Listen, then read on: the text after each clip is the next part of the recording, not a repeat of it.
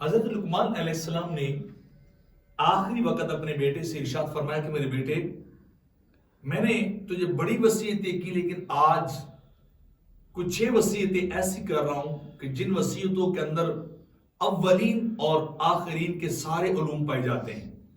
ان 6 وصیتوں کو تجھے میرے بیٹے ضرور یاد کر لینا چاہیے۔ تو پہلی وصیت آپ نے اپنے بیٹے سے ارشاد فرمایا کہ اپنے آپ کو دنیاوی امور میں اتنا ہی مصروف اور مشغول رکھنا جس قدر تو نے دنیا میں جینا ہے۔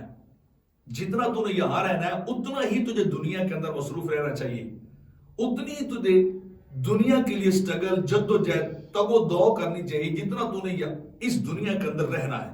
تو یہ بات یاد رکھنا، دنیا میں جتنا رہنا ہے اتنی کوشش کرنی چاہیے۔ اور دوسری وصیت لقمان علیہ السلام نے جو اپنے بیٹے کو فرمائی، آپ فرمانے لگے کہ اپنے رب کی اس قدر عبادت کر جس قدر تجھے اس کی ضرورت اور حاجت ہے۔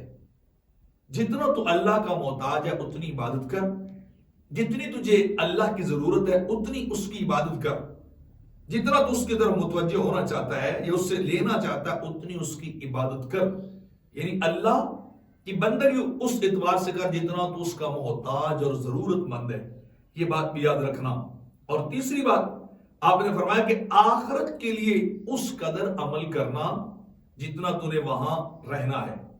لقمان علیہ السلام تیسری وصیت فرما رہے کہ بیٹی، جتنی زندگی تیری آخرت والی ہے، عمل بھی، نیکیاں بھی، جدوجہد بھی آخرت کے لیے اسی اعتبار اور اسی مقدار کے حساب سے کرنی چاہیے جتنا انسان نے وہاں رہنا ہے۔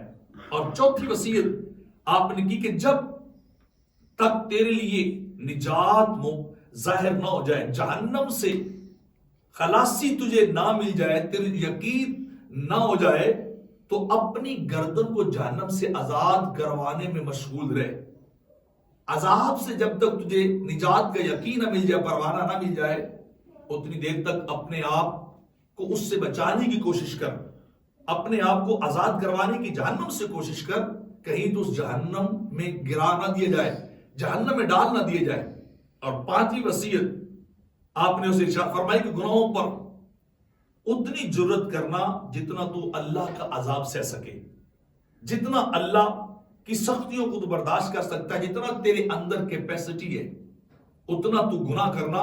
اگر تیرے اندر عذاب سہنے کی طاقت اور قوت نہیں ہے تو پھر میرے بیٹے تجھے گناہ کے قریب نہیں جانا چاہیے۔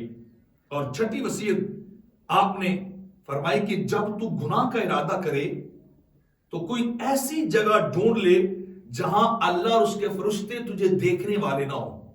کائنات کا کوئی ایسا گوشہ، روئے زمین کا کوئی ایسا حصہ، روئے زمین اس پلانٹ کی کوئی ایسی جگہ ڈھونڈ لینا گناہ کے لیے جہاں نہ تجھے تیرا خدا دیکھ سکتا ہو نہ خدا کے نمائندے دیکھ سکتے ہوں۔